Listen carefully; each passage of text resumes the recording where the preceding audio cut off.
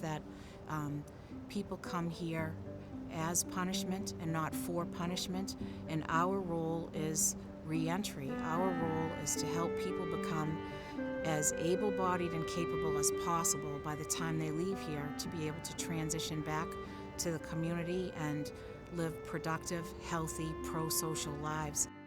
What we really truly believe is it's not very productive to release people back into an environment in which they have failed in the past. What we would like to do is to provide them in a very healthy, wholesome environment where they can, in fact, live a productive existence and crime-free. In what's referred to as the round table, on the first Tuesday of each month, people from all these various disciplines in the criminal justice system, as well as many people in the community, particularly in the human service areas, come together and identify those people who are being released in the next month. And as we go down the list, if you have any information about the men and their release plans, or if you see if there's any different information, please feel free to join in.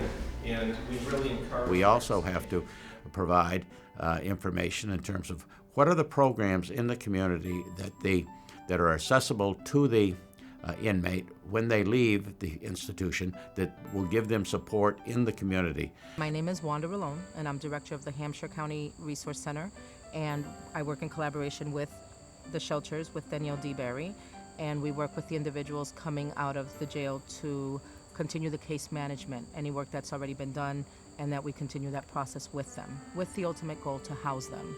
And we also work with Margie Westwell, who is our reintegration manager from ServiceNet and at the roundtable. I've been in touch with Danielle around that, so hopefully his stay at Grove Street would be short until there's a bed at Beacon House. He also has applied to Spectrum. And she meets with us once a week at our meetings to continue the process on working with them. There are conversations that happen, 2 months prior to release. So there's already this, we talked about this working relationship going on because of the roundtable, because of that connection. If we knew you worked with someone when they leave here, we wanted to start to work with you before he or she left here. And in this way, we can enable the people who are leaving here to leave on the best possible footing, and doesn't that enhance public safety? The better they do, the safer our communities are. One of the best things about the Reentry Roundtable is that it fosters collaboration among all the different parts of law enforcement. As prosecutors, we are involved on the front end of all this process by prosecuting defendants and recommending that they serve time in the House of Correction. So for the first time, I was seeing what happened to the person while they were in the House of Correction. And in the roundtable, they discuss how the inmate did, what programs they took, what progress they made, sometimes also the fact that the inmate did not seem to be becoming any more aware of some of their problems and were not taking advantage of the programs. And this is valuable information for prosecutors to use. He doesn't have a lot of time on parole, and I guess it will be up to the programs whether to take him in on parole if he's that short. Because the likelihood is once he wraps up parole, he can leave the program. I'm Therese O'Brien. I'm the institutional parole officer. And my role at the roundtable is to provide information regarding parole board votes, sometimes clarify parole board votes. Because of the roundtable, I've collaborated with Jamie Parent, who is an assistant district attorney. She's in charge of reviewing all the sexually dangerous petitions that we send her. I felt sometimes when we sent the letters out to the district attorneys, they went into a black hole and we didn't know who they went to, and it would be months before we could hear anything. But now, the round table once a month, we get an update. If she hasn't, if we talk about someone who we're waiting for and it's not familiar to her, she'll call me and give me an update on that person. One collaboration that I think everyone benefits from is with someone like Sergeant McMahon from the Northampton Police Department. She is charged with keeping track of the sex offenders in Northampton. So once the roundtable is completed, I'll take that information and come back to Northampton Police, where I'll share that information with the officers here, especially those offenders who we think are at high risk to reoffend, and let them know that they're back out, where they may be staying, certain contacts that they may be with, and make sure that the officers are aware that these people are back out, and there is a potential that sometimes they do come back out and reoffend. For the Amherst Police Department, it's valuable for us to be sitting around that table with the probation department, and when probation shares some of the, for instance, restrictions that somebody's going to have after their release, that's very valuable to us. So therefore we can keep an eye out for what's going on with that individual. If they're not supposed to be consuming alcohol or be out after curfew and so forth, that's something we can report directly to them. Otherwise, we may not know that information. There's no conduit in place currently for that information to be shared. To the extent that we become involved throughout the entire process, and I'm talking about probation officers, the greater the likelihood that there's going to be success once the offender comes out of jail. So this round table, I think, has impressed upon me as a chief probation officer that we need to not think of incarceration as a period of time when we're not involved at all, and that the correctional professionals need to do their job, that it is a continuing relationship that probation should have with the House of Correction, and that the reentry process should start immediately upon the offender receiving that period of incarceration. One of the important connections that we've made because of this roundtable is that we've begun to collaborate with Soldier On, the veterans program that is represented at these roundtables. There are many veterans, some veterans, that come through the criminal justice system, and we have now become aware in the district attorney's office that there are special programs that will help these veterans. And I think we owe that to them after the service they've done for our country, so that we now have a program that identifies veterans, refers them to Soldier On programs, and helps them.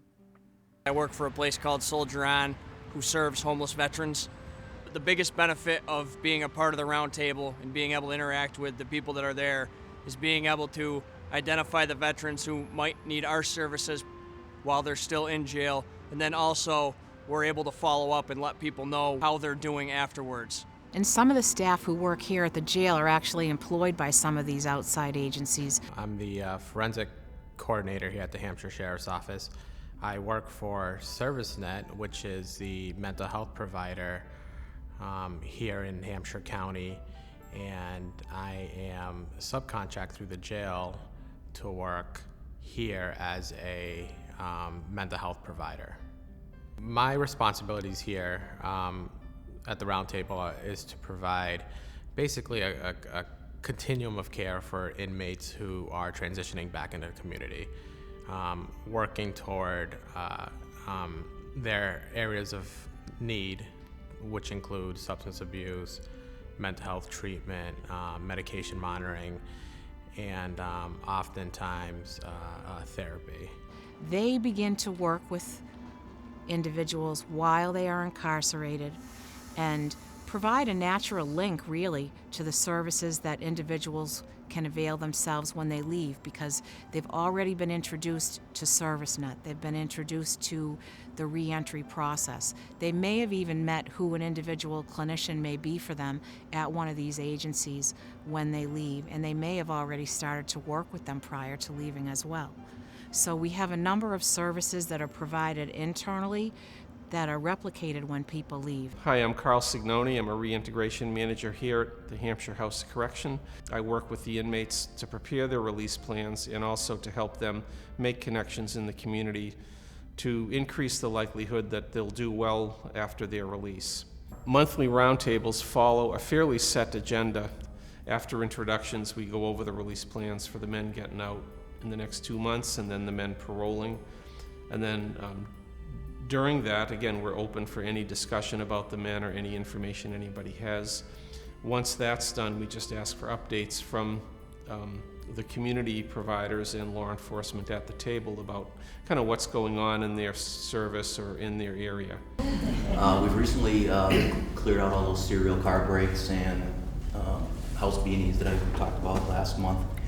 2 individuals were arrested. One was out of Springfield and one was a local kid. I think you have them both here, actually. And the Interfaith Winter Shelter will be open by the next meeting, so November 1st, 20 beds. Soon, a couple weeks after that, we have our overflow in East Hampton, which is another 6 beds. So 26 beds coming down the line.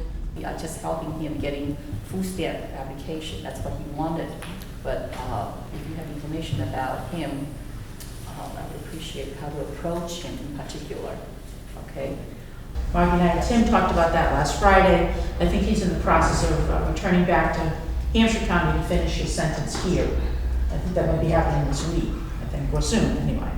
Northampton's been somewhat busy. We had a rash of car B&Es. I know Amherst has had a number as well. A lot of larcenies going on, mostly businesses. A lot of domestic assaults as well. And I know our anti-crime task force and working with the DA's office has been pretty successful lately in some rather large drug operations that have gone on and concerning heroin. I guess from the probate side, the civil side, as you can see, 2 people listed on the list are from Hampshire Probate. Although they're being sentenced here for non-payment of child support and contempt, really the underlying issue is kind of a big increase in substance and alcohol abuse. We're seeing a really wide range of people. Judge Finnick's taking it very seriously, and unfortunately that's why you have more people coming from Hampshire Probate coming up here now than we have in the past. Alrighty, so I want to thank you for coming, and our next roundtable will be the first Tuesday in September, and hope everyone can make it there. So have a great day. Good job. We're just part of a large continuum across the state, really across the country, of organizations, including sheriff's departments, who are focusing on reentry. We all do it a little bit differently. We have a reentry roundtable that includes probation, parole, the police departments. However, we also include the Amherst Community Center. We include community providers because we are a small facility. So there are some of the things that large places can do that would make no sense for us. However, we decided let's identify the things that as a small county, as a small community, we can do, and let's focus on our strengths as opposed to trying to focus on something that we couldn't possibly emulate that perhaps a larger place could. This whole process is no one has a monopoly on it. That it takes all segments of the community to make it work. And the greatest thing about the round table is the fact that it brings people together so that no one segment of the criminal justice field or no one segment of the community takes the total responsibility. Everybody has an investment in the process. And by having that investment in the process, they participate, and the round table gives them an opportunity to face-to-face communicate with one another in the best interest of the people that are being released.